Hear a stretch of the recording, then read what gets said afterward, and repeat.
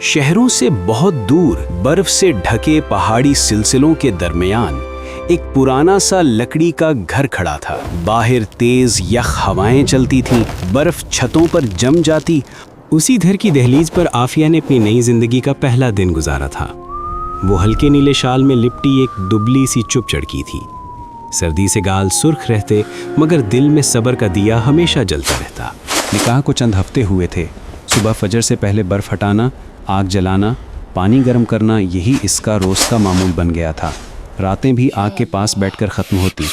अगर कभी सालन में नमक थोड़ा कम हो जाता या रोटी सर्दी में ठीक से ना फूलती, बस फिर घर में बातें शुरू हो जाती।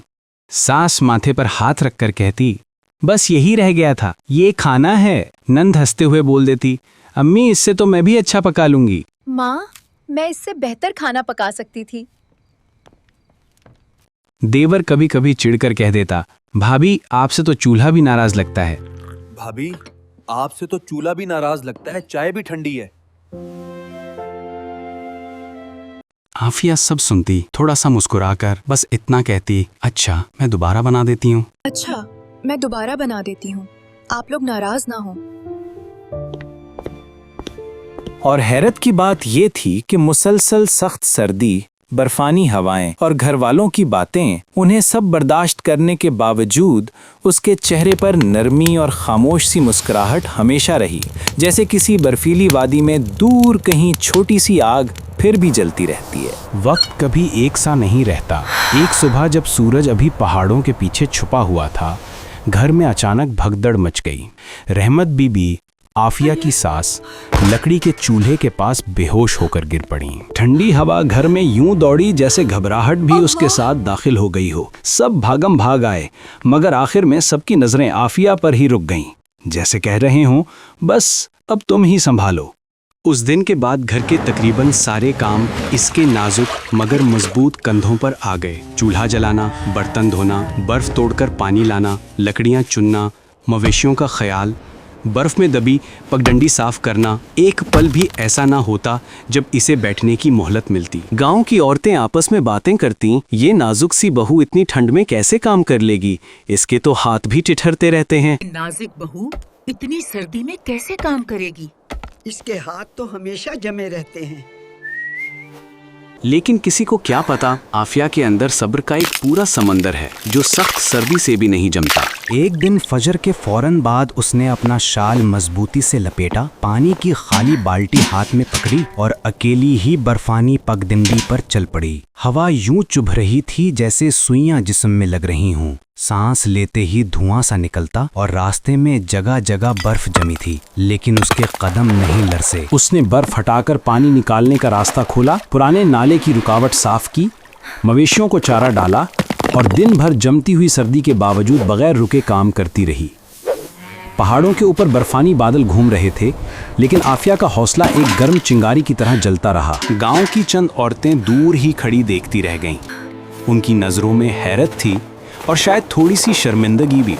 जिस लड़की को वो कमजोर समझती थी, वो आज इतने सख्त मौसम में भी मजबूत खड़ी थी। जब शाम हुई तो आसमान नीलाहट से सुरमई होने लगा। आफिया घर लौटी तो उसके कपड़ों पर बर्फ के जर्रे चमक रहे थे और उसके चेहरे पर थकन के बावजूद एक अजीब सा सुकून था, जैसे उसने आज खुद को साबित कर दिया हो।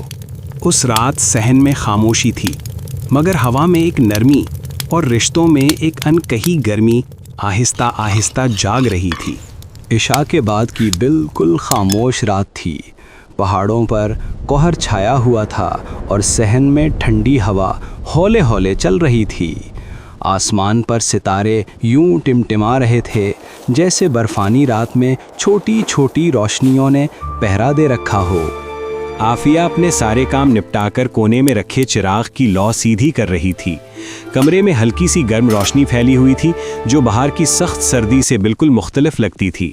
उसी वक्त रहमत बीबी आहिस्ता आहिस्ता उसके पास आईं। उनके हाथों में हल्की सी कपकपी थी, पता नहीं सर्दी की वजह से या दिल में पलती वो शर्मिंदगी जिसे उन्होंने बरसों सीने में छुपाए रखा था।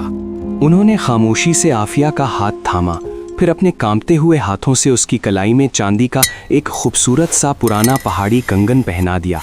वही कंगन जो इस खानदान में सिर्फ उस औरत को दिया जाता था जिस पर पूरा घर भरोसा करे, जिसका दिल साफ हो और जिसके अंदर सब्र, बर्दाश्त और सच्चाई की खुशबू हो।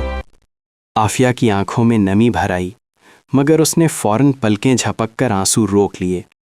उसके चेहरे पर ऐसी मुस्कुराहट फैल गई जो शायद इस घर में किसी ने पहले कभी नहीं देखी थी, सच्ची, नरम और दिल के अंदर से उठने वाली।